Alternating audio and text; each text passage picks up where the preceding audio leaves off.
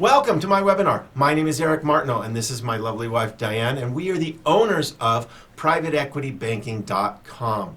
Today I want to answer the question, where do banks put their money? And I say this in reference to the fact that I use an insurance company as my bank and not a traditional bank. And so I get questions all the time like, well, is my money safe with an insurance company? Is it backed by the FDIC? Why isn't everybody doing this? How come the financial advisor at my bank didn't tell me about this? If you're saying it's so good with banks, how come I haven't heard about it? So those are some of the questions that I kind of want to answer today. Banking 101. Again, this is to answer the question, where do banks put their money? So because most banks are FDIC insured, they can lend against their Tier 1 capital. So we need to talk about that quickly. Banks lend in accordance with the amount of Tier 1 capital they have in reserves. And this is called fractional reserve banking. There are many good videos out there on YouTube about fractional reserve banking. What I want to do for simplicity's sake is say that about 10% of a bank's reserves have to be kept there, and then they can lend up to almost 9 times that or 10 times that amount. So in other words, if a bank has 10,000 in Tier 1 capital, they can lend out 100,000.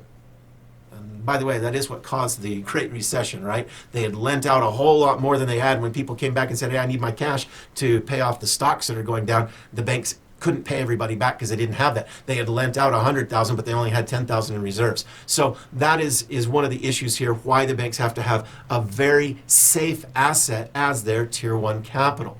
What the FDIC allows banks to call Tier 1 capital is cash. That would be easy to understand. Gold bullion, that's easy to sell.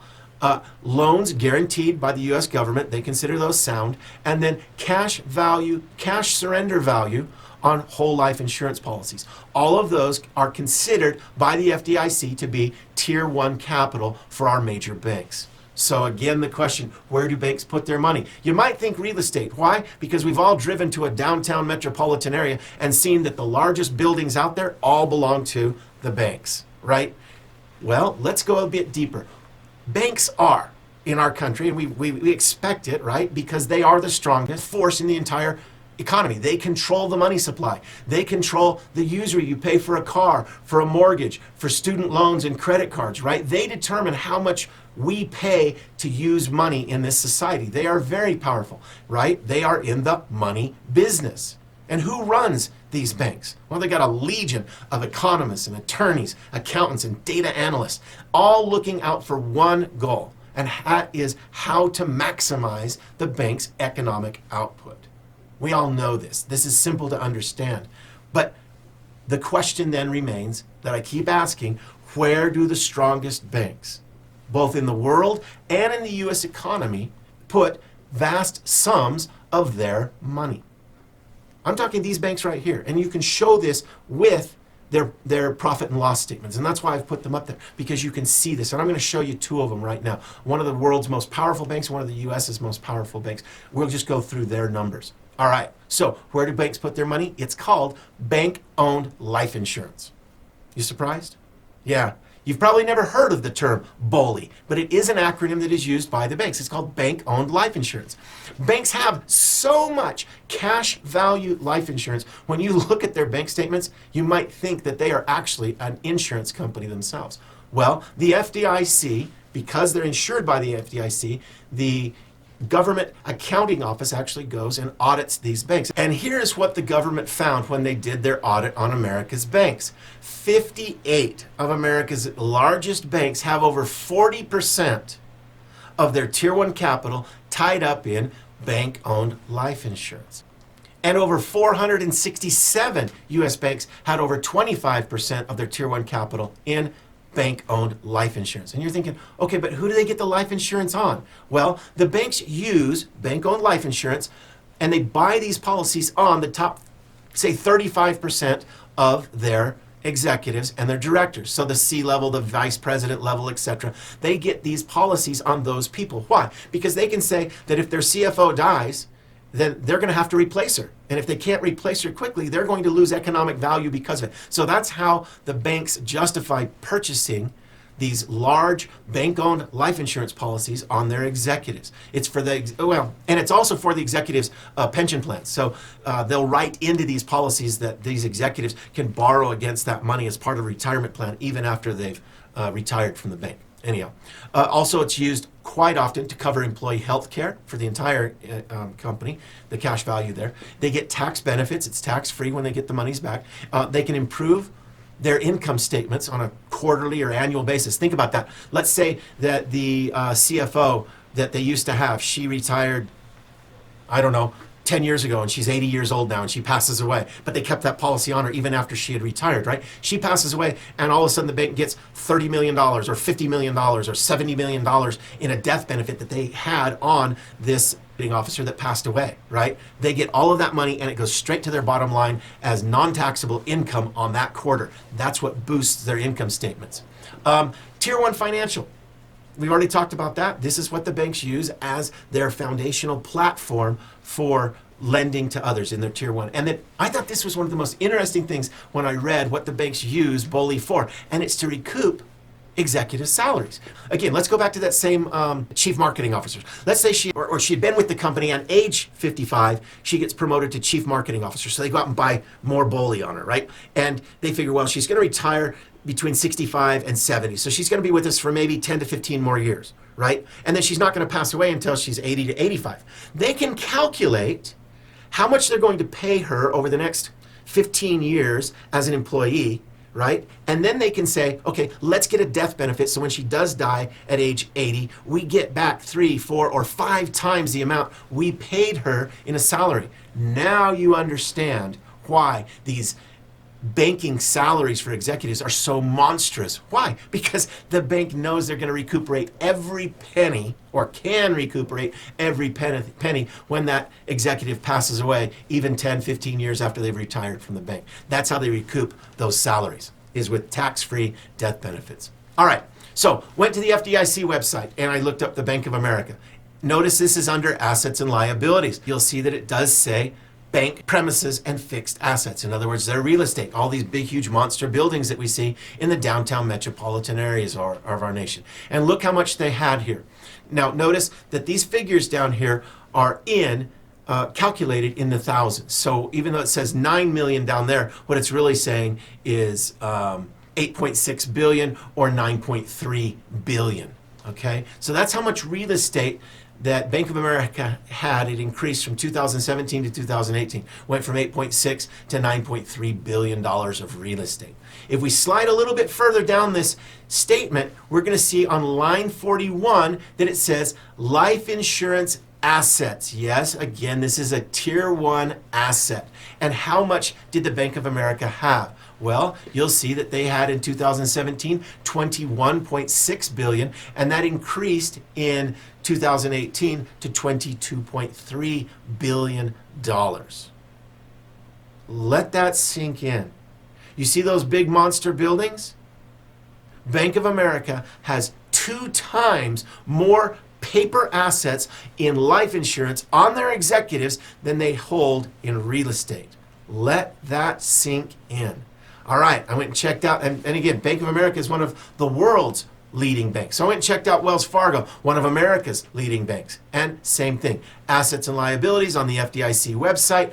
Their buildings come to a total of 8.5 billion in 2017, and again, kept it about stable, 8.5 billion in 2018, right? Slide on down, line 41, again, life insurance assets, and we see that Wells Fargo went from 18.3 billion in 2017 to 18.5 billion in insurance in 2018. Again, let that sink in. Look at those big, huge monster buildings in the most expensive real estate in metropolitan areas, and yet Wells Fargo has twice as much insurance on their executives as they have in real estate. Back to Tier 1 capital. Cash surrender value. Let's define that, because between these two banks, both of them have about $20 billion in cash surrender value. What that means is that if the bank got into a pinch and they actually needed cash, well, one, they could borrow against the policy and get cash, but if they wanted to surrender the policy, which is why it's called cash surrender, that is the value. They could go hand back the policy to the insurance company and say, done, give me my money on what it's worth today. But obviously, what it's worth today as a cash value, which is the cash surrender value, is not equal to the death benefit. And as I said a minute ago, that death benefit is going to be between 4 and 5 times bigger. So when we see that these banks have about $20 billion in life insurance, the death benefit that they'll get if they just wait for that chief marketing officer to retire and then pass away, they're going to get the $100 billion return tax-free. Now you know where banks put their money.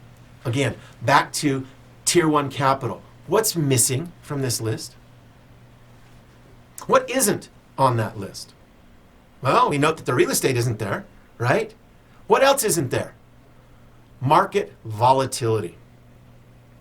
You'll note that the FDIC does not allow a bank to put money into the stock market and call that their Tier 1 capital. They don't invest there. That's where they tell you to invest, but it isn't where they invest. Again, this is the old do as I say and not what I do kind of scenario, right?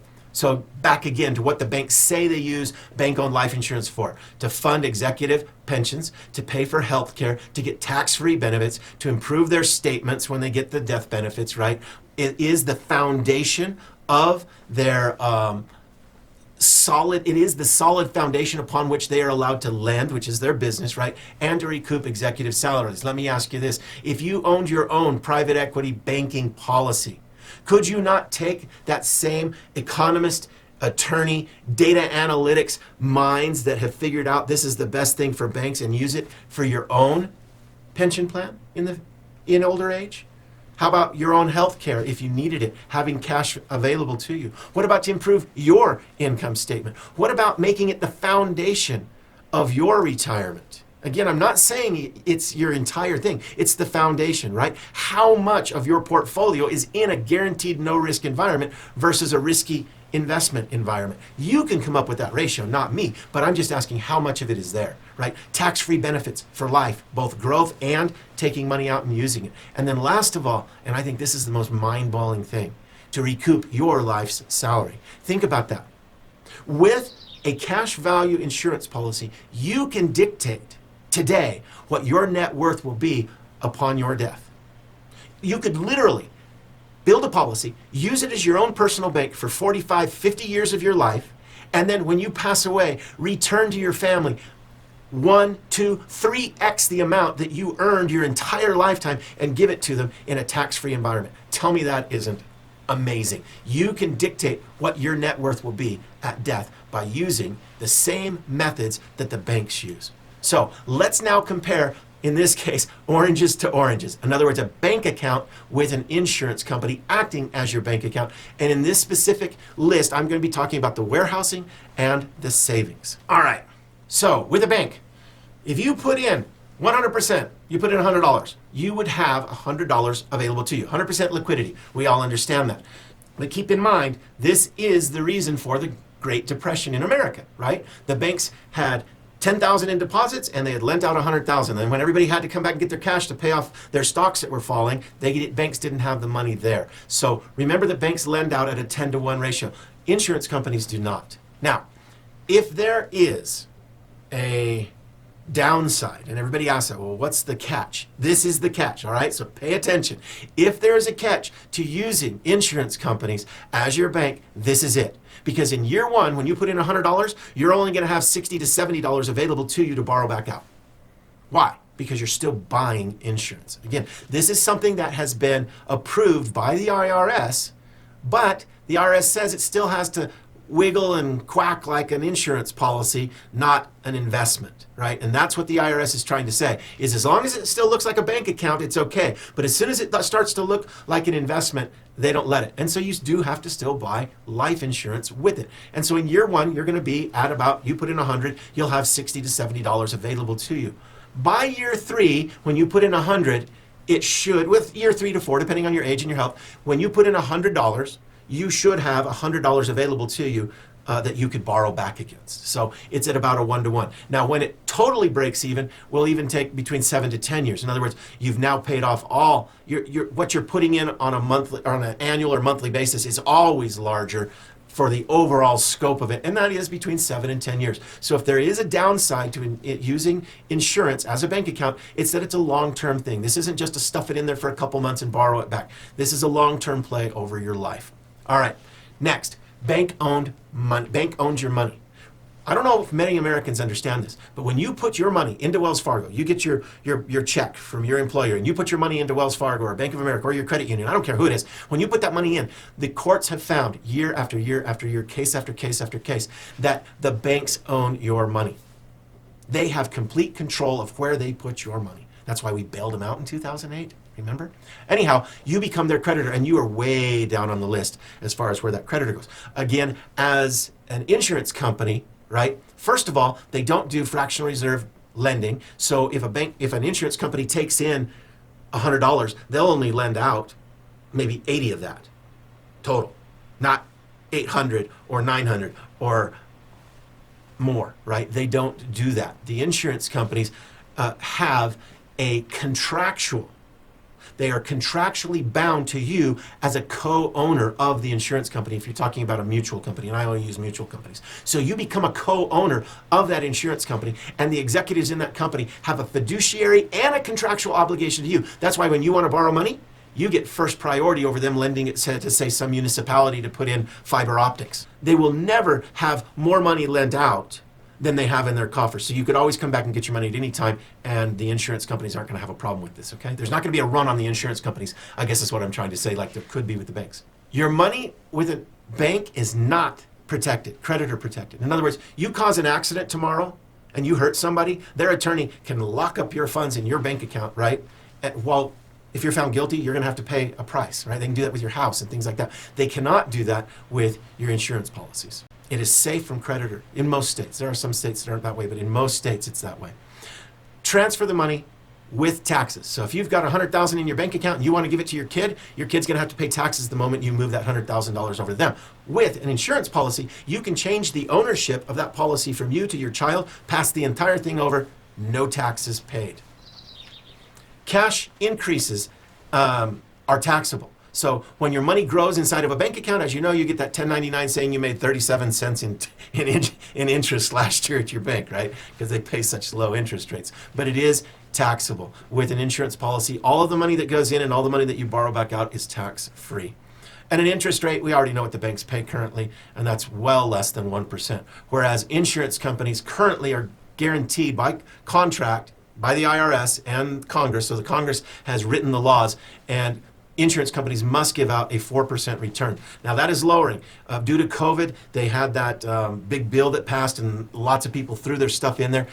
Insurance companies have been given the right this year to move that down, and we've heard that it's going to go down to about 2.75 to 3 point something. But that's the guaranteed portion. Remember, you still get dividends on these, and the prospectuses I've seen so far, the illustrations I've seen so far, are still planning on giving between 4.5 and 6%. It's just there's going to be a larger proportion of that. It is a dividend, in other words, not guaranteed, and the guaranteed portion is going to drop from 4 to about 2.75. But that's still huge compared. Again, comparing oranges to oranges, your bank account versus an insurance, that's still probably a 300% increase over what the bank is currently giving you. All right, now we're going to compare the borrowing function between a bank and an insurance company. When you want to borrow money from a bank, you have to qualify to borrow that money. And the bank determines whether or not you qualify. Whereas with an insurance company, if you've got a cash value account and you've got money in it, you qualify. Second, a bank sets the interest rate, as we know, and it's dependent upon your credit. So if you've got a 580 FICO score, you're not going to get the same interest rate as somebody with a 780 FICO score. All right, with an insurance policy, it doesn't matter what your FICO score is, everybody contractually gets the exact same interest rate. Bank determines the repayment schedule. In other words, you borrow to buy a car or a home, you have to pay your bill every 1st or 15th or whatever date they've given you. Whereas with an insurance policy, because your death benefit acts as the collateral, they don't care if you ever repay it. So you never have to repay it. You should, but you don't have to. Bank owns your collateral. until you've paid off the entire loan. So again, you buy a house or a car, the bank really owns that until you've paid that off. Whereas again, as I just said, your death benefit becomes the collateral for these loans with an insurance policy, and they don't care if you ever pay it back, because at death, they're going to be able to recoup their monies, and so they're not worried about it. Your estate with a bank, if you owe money to a credit card company and you've got $20,000 in your bank, that credit card company has the right to come and get that money from your estate before you give it to your children.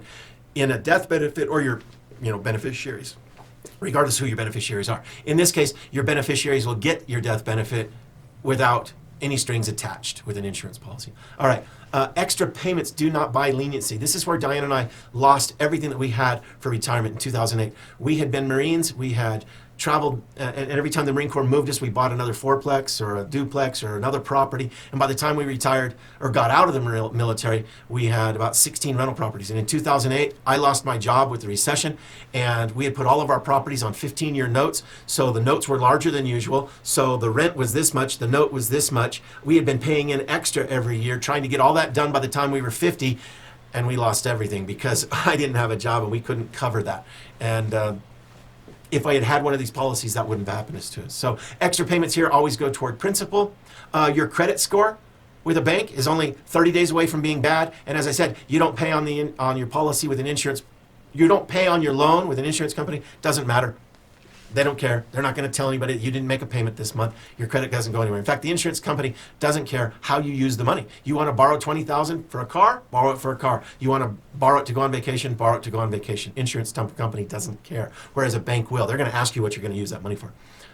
There's credit checks and applications, all that kind of stuff. None of that happens with an insurance company either. So here's one of the most important things too, in my mind. When you pay down your loan with a bank, your account goes to zero. You've got nothing left, right? But because of the way you can use arbitrage, the simultaneous use of your money, you've got your cash value accumulation account that grows and grows and grows. You never touch it. You never borrow that money back from the insurance company. That's just money that grows, right? And then when you borrow money from the insurance company, it's from the insurance company, not your cash value account. And so as you pay down on that, that one shrinks. So this one finally gets to zero, but this one has never stopped growing. And so that allows you to have cash value accumulation grow and grow and grow, and use this as an arbitrage so that when you've paid back this piece, this one has still grown and never gotten smaller.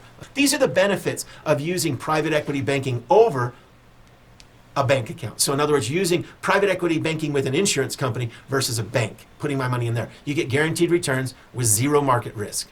You get liquid cash. You don't have to wait till you're 59 to get that money. You can get it anytime you want. You can pay it off when you want. You can use it all of your life. You also have protection, both from creditors and dips in the economy, both macro and micro level effects. Tax-free. It doesn't grow tax-free in a bank. It does grow tax-free with an insurance company, and you can get that money into your hands tax-free also, both through the death benefit and through borrowing.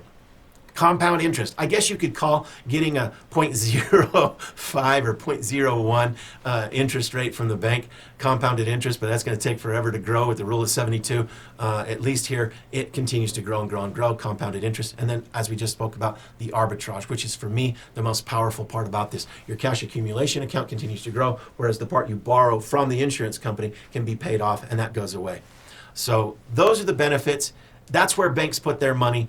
Again, my name is Eric Martineau. Love to help you out. It doesn't cost you anything to get in touch with me and say, hey, let's see what a private equity banking account would look like for me. We'll talk through some numbers. I can show it to you. And again, everything comes with a guarantee.